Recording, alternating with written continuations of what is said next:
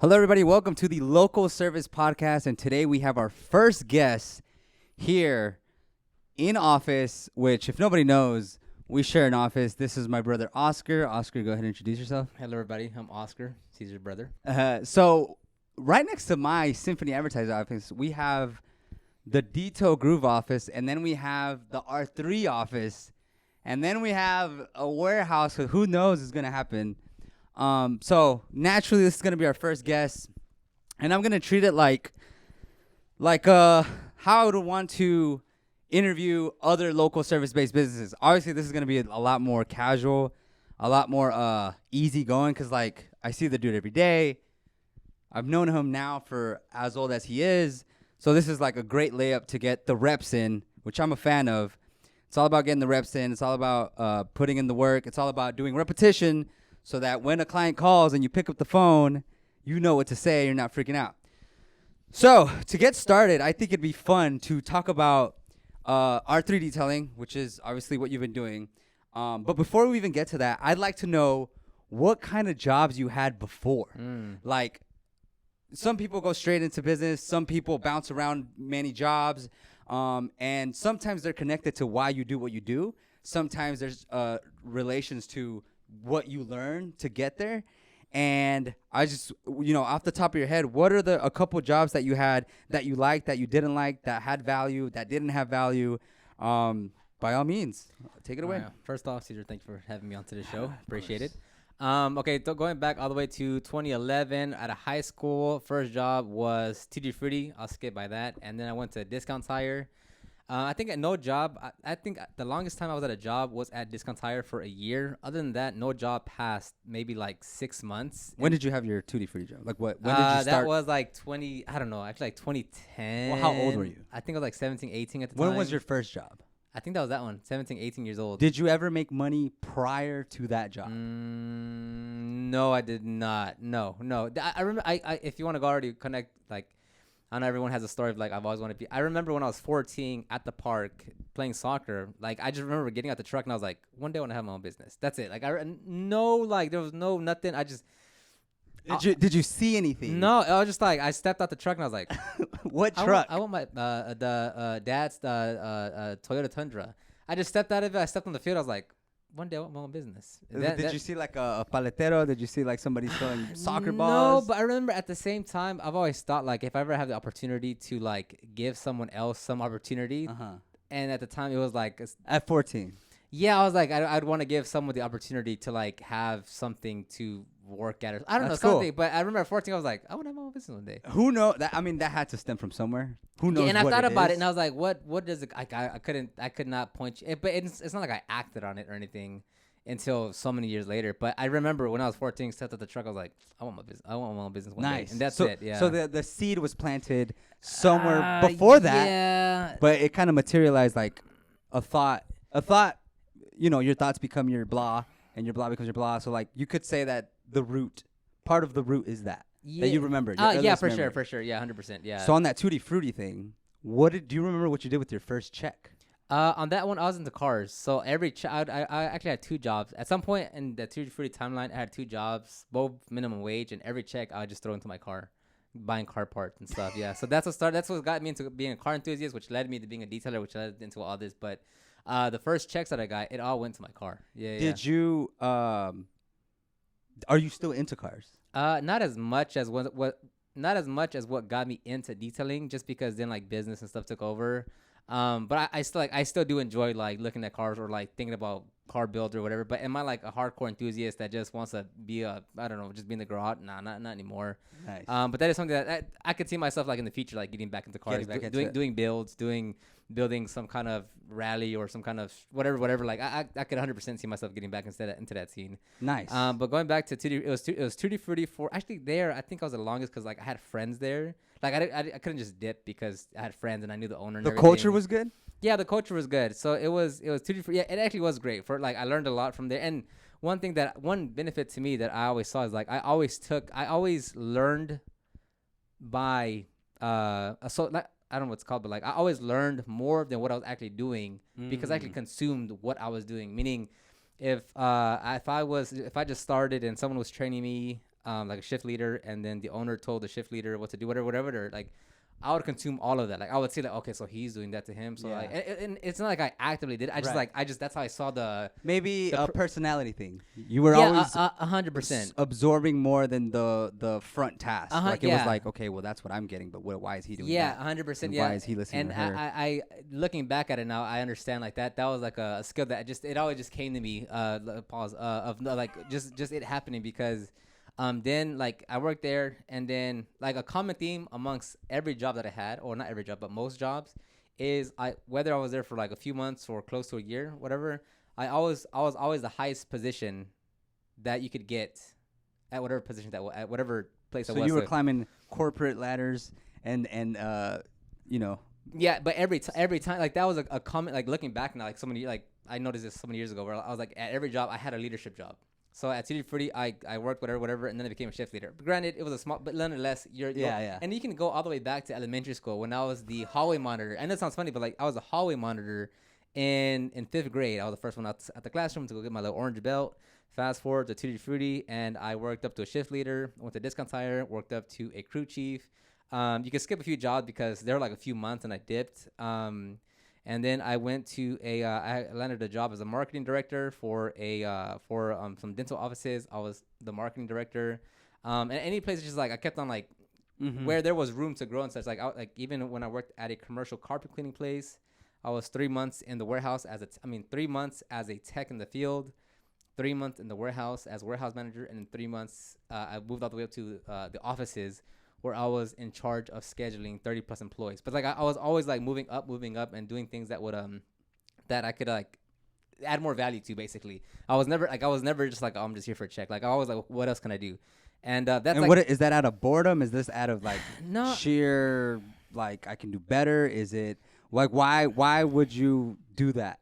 Yeah, it's not like at that time. It's not like I had those forethoughts of like, oh yeah, like always do your. No, I think it was just like watching like our dad work and stuff, and like that was just the baseline of like, yeah, you just work and do the best that you can, and that's it. Like that was like a default. Like that's just how I've always seen people get it done. So like that's how I'm gonna do it. Like and again, it was never any deep level thought of like, no, I want to become the best. I want to be shift leader at Tutti Frutti. No, I want to be the. It was just like, that's just the baseline. Just do a good job. That's just where the baseline of operation was. And I guess maybe we can kind of segue here is like, so what does that say about, those communities that we're in? Like, why wasn't everybody else doing a good job? Yeah, I mean, I think it's very true. Like it's very true though that where you come from, as far as your parents or your environment or the culture that you're brought in, I think that plays a big role. Because I don't know what else I could point to when I was 12, 14, 16 that would build those. Then again, though, I've seen many people that didn't have that and are still a very resilient, hardcore, you get both, hardworking. But I guess you can point. Sometimes you can point like, okay, well, I was raised like this. That's why I'm like that. Let me ask you about sports. You played soccer, correct? I think that's it. A little bit of boxing. A little bit of boxing. You did ROTC. ROTC. Yes. So any growing up, you did those activities. Do you see anything, whether it was ingrained like in your default hard code, right? Like that you don't realize you're consciously doing it. Is there anything that came from that experience that you think is helpful, not only for life and business, well, not only for business, but for life? My question is, do you think sports and those after school activities served a purpose, or do you think they were somewhere waste of time? Did you do anything that you weren't really interested in, but you pulled through because you said you would do it? Like, is there any stories there where it's like, okay, I did that, I didn't like it, but I got something out of it? Yeah, I think, funny enough, with like sports wise, on me, just like I was in soccer, but I never took it like that serious to the degree where it's like I'm trying to push to be better. In boxing, I was more like that was more of an initiative on my own because I wanted to learn how to box and stuff. But as far as like the actual playing sports and being competitive, the baseline, of like, showing up every day, whatever, like the basic going to practice, being competitive. But I think like each one kind of shows something differently because like with soccer, it was like I didn't have that ambition like to try to do more, right? Like I stayed in Super 2, so I never went to first division, didn't really enter that zone. And I didn't really Were you aware of that there was an up and a down in the middle? But at that point I didn't really care about sports. It just wasn't at like that degree. Yeah, which looking back I wish I would have. But one thing again, like the thing that stuck out to me now looking back, like, I've been realized this, but when I first realized it was like even in JROTC, like in 11. What is JROTC for those? JROTC is just junior reserved officer training. It's just the high school level of ROTC. It's JROTC. That's what I always clarify. It's JROTC, not JROTC. But even then, in 10th grade, and not that we're like I don't care about the past, but it's kind of cool to see like the commonalities between all these events of like even in 11th grade, I was put in charge of the entire school program in 11th grade, which is typically reserved for like seniors and such. Nice. And then even as the armed drill team commander, I was put in charge of that team at the 11th grade, which is typically reserved for a senior year, for seniormen. And I remember like I was always just drawn to like the leadership part of things. Like again, there was no like I didn't read about at the time. I didn't read much about World War II books. I didn't know much about military. I didn't know much about these great. I'm just doing what I like. There's no like I had some motive, but I was like no, this is just what I do. I guess you just saw the path. Like you just walked that way. Yeah, that was the way you just went. And and the thing that's like I remember specifically in our program we had some really beat up old rifles, and I was like, man, I want some new rifle. Like I want some because I like what's called spinning rifles. I forgot what it's called, drilling, whatever. And it's like, man, like I want some. And at the time I was into like drilling and JROTC, so like I saw the people on forums and YouTube, so I was like, man, I want those rifles. So I remember like again, like on my own initiative, I went up to our instructor and I was like, hey, can we purchase, like it's gonna be like $5,000. I was like, can we purchase some new rifles? He's like, no, get out of here. And then like a few weeks later, I was like, I want these new rifles though. So I went back up to him, hey, like can we get these? Like, and then like I was very consistent and persistent, like I want these new rifles, like give me these rifles. And we ended up buying them. And it's like, and I look back and I'm like, what made me want like sell this guy on like, let's buy these rifles. So awesome. And where did they get the funds for it? Dude, I don't even know. But I don't. But that's like I was so not. And that's what I like on the podcast that we were on, where I was like, it's not that I had this like motive, like, oh no, I'm a leader, I'm a hustler, I get what I want. It was like out of being naive and ignorant and bliss to like. I think you're using the word bliss incorrectly. Am I? Yeah. So ignorant and naive, yes. Bliss means that you feel good. So the reason I say ignorance is bliss is because if you're not aware, you're happy. But if you knew that smoking was killing you, you wouldn't be happy anymore. Or if alcohol, if you're ignorant to the effects of alcohol, you're blissful because you don't know that it's gonna kill you. Okay. But ignorance, naive. Yes, I was ignorant and naive to the fact. Yeah, so it's like there was no like other motive. It's just like I didn't know that there was like a So it's like a lot of things of like when it came to train, like when I because I was in charge of training for JROTC, like my armed drill team. Like I was always like to the point, like, hey, come on, let's get after it, let's do this, let's be serious. And again, like it was just this thing that just like I couldn't tell you where exactly, like, oh, this is, I could just say like, well, looking at my parents and looking at what they did is like that, but there was no like other preconceived like, yeah, this is what led me to like, yeah, like no, I was like, right, you were in a tragedy where you saw somebody dying and you were like, none of that. Yeah, so it sounds like it's somewhat hard-coded environment and then genetics and then just personality. That's kind of who you are.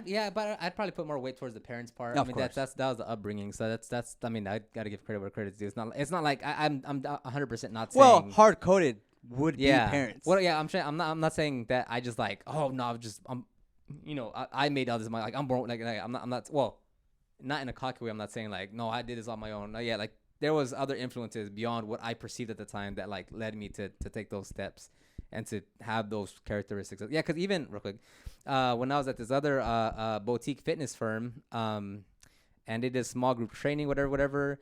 Like they brought some personality person. It was like just 5 of us, but they brought this personality person, and we did like some personality person meaning like they do like they do coaching on personalities within teams. Like what kind of person are you? Oh, you're okay. Whatever. That means you're usually whatever. So we went so they did an exercise whatever, and we all had like our own names that they give you based on like your characteristics or whatever. And then they're like, okay, one person does who wants to start first by saying like some exercise, and then I was like, oh, I'll go first, and it's like, and she was like, oh, that's exactly, and but the trait was like, oh, that's like a self starter, someone that, and that, like again, like not, it's like, but knowing to me, that's just how I operate. When someone says like, who wants to be the first one, I'll do it. Like I don't care. Like let me set the standard of how crappy it could be. Let me go do it first. Like that's how like I'd be the first. I'll go do it. Like I don't care. Like I'd rather go do it first. So I could just like get it over with versus like, oh, how's he gonna do it? I'll just go first. Like that's it, like it's always been like that. Yeah. Gotcha. Again, it's like, but it's clear, like it's not like I'm some tough guy. Like no, it's like that's just what I That's did. standard Like operating that's procedures. just what I did. An Yeah, Oscar Gill. that's it. Awesome. Yeah. Cool. Well, that's some great background. Let's move into how you got into detailing. What led you? What situation to even say I would wash a car for money? Well, that one is easy because it started with the whole car thing. I got my first car in 2010, 2011, and then from there, I was like, that's kind of cool. Like, what is this? What is that? So it started off with like learning about like that's what got me into cars. Like, well, what's a dang engine? What's this engine? What's suspension, wheels? What's this?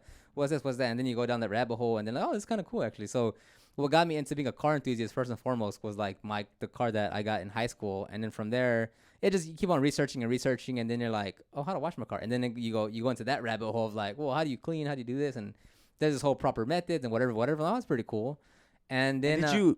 Okay, keep going. Sorry. and then in I finished in 2011 ish high school, and then thinking back to when I was 14, I was like, oh, I could start a business from this, and then that's how it started. But again, like I was definitely a car enthusiast for a while when I was like 17, 18, 19.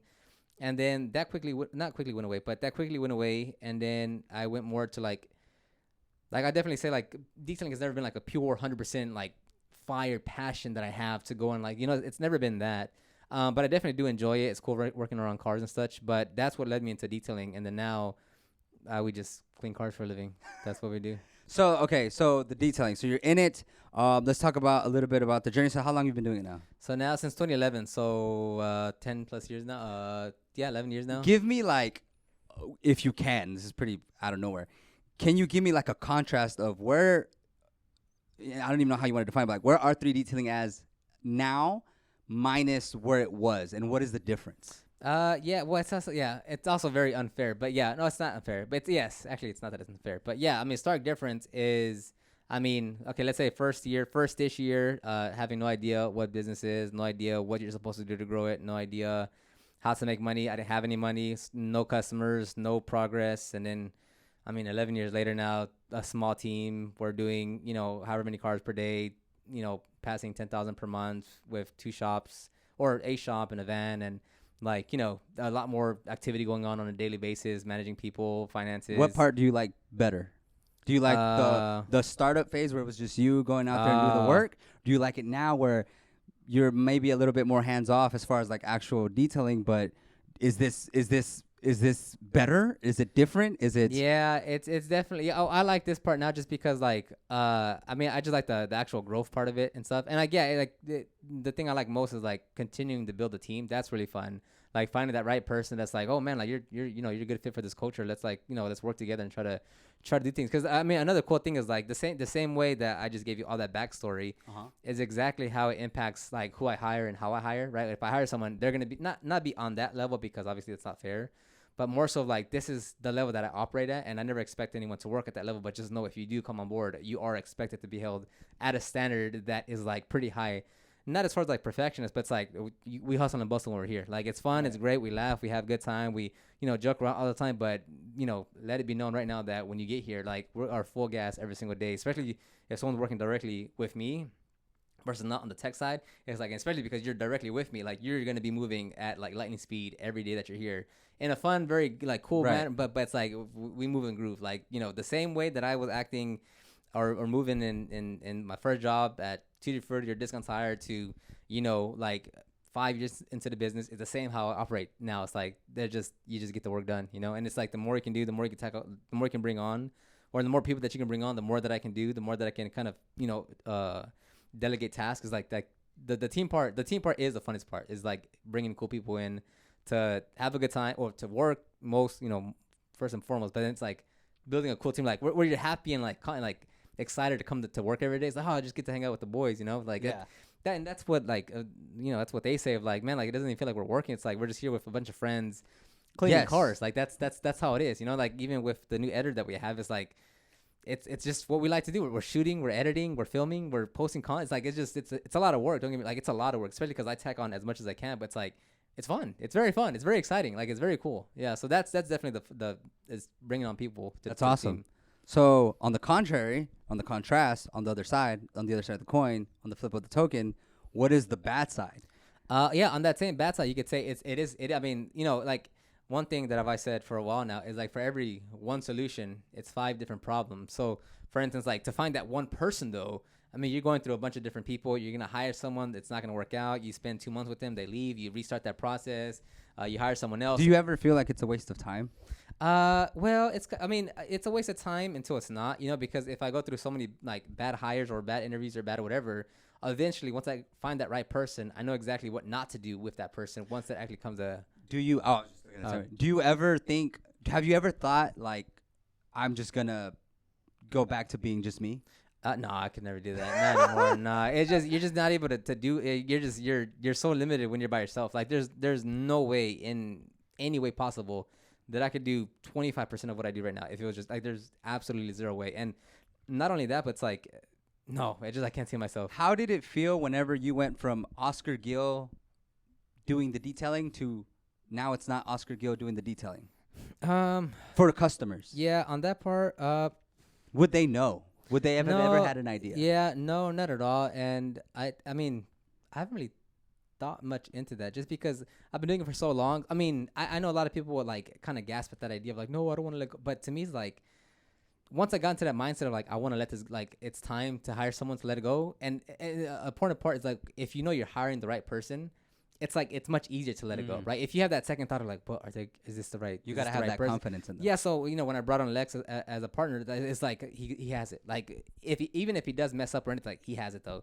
As far as like, I trust him. So a big part of that is like, you're going to worry to a degree, but like, if you know you have the right person in that seat, it's like, make a mistake or not, I know you're going to do it right. You're going to do right by what we're trying to do. The risk is mitigated. Like, instead of it being 100%. They destroyed the car, it would be like, yeah, there might be a scratch, but we can at least fix that. Yeah. The error is 5% instead of a 50%. Yeah, if you have the right person to see with errors or not, which, we've had errors. Like, we've made a mistake. It's like, I know the intent is not there. I know it's pure. I know it was a mistake. You wouldn't do this by, having a second chance. Like, it's like, so if you have the right person, it's completely different. And, yeah, also just, I don't know, like, I want to keep on moving forward with the business and such. So, like, I'm more quickly to hand it off now because I just know there's so much to go on that like the faster I can hand something off is the faster we'll find like the problems in the system, right? So like if the more you try to hold on to something, the more like you're still attached to everything. So like not as many things go bad, but you'll see where your weak points are once you start letting things go and you're like, oh dang, like you don't know how to do all, okay, so I got to work on that system. So back to your original question, like what's the worst part of it? Or yeah, it's like it's getting to that point. Like it's cool to have a team, right? But the amount of things that you go through, that like, especially like when you're first getting started, like when we're hiring people, it's like, what is the system? Like, we don't know. So like one thing with Alex that I was talking to him about was like different from Lex is that like the amount of things that we learned from hiring him and like the amount of like tweaks that we did, like endless amount of like, just like from when we hired him maybe 2 years ago or like a year and a half ago to now, it's like a night and day difference. Like with him, like we didn't know like how to we didn't have the proper payroll system set up. Like we don't know what onboarding was. I didn't have anything written out for onboarding. I didn't have any documents, anything. I didn't know what the onboarding training schedule was gonna look like. I didn't know like what the next jobs were if you wanted to move up. I didn't know the pay scale. I didn't know like what the hours were gonna be. I don't know when I didn't know anything. And then once we hired him and like just literally like day after day, I was like, oh, okay. So like now, if we hire someone on, I already have, I know the exact documents to send them. I know when I need them by. I know who to send them to. Do you think, sorry to cut you off, do you think that the only way of learning that part is to physically go through it? Or looking in hindsight, would have there been a way to been like, to cut that in half? Yeah, definitely. I mean, to cut it in half, I mean, just someone that's 3 steps ahead of me would be able to guide me and say, hey, you need at least, like it honestly, like, if you just have someone that's already gone through it, even if it's like, if that person's on the first hire of 6 months and you're on your first hire, right? There's only like a 6 month difference. That person still has a lot more wealth of information that'll be like, well, dude, look, you should really, and then like that in itself already cut. Like if you have someone that's already gone through it, like that's but regardless of that, short of that, yeah, just go through it. Yeah. Because obviously like I could YouTube all this stuff and that's where like I already had an understanding of like what onboarding is and like that you should have things down, but like I never did it and I don't know exactly how to format it and for detailing and what to write down and do this and do that. And so aside from like, even if someone did something, hey, you should have an onboarding system and do like this, like, yes, that makes sense and that would help me out.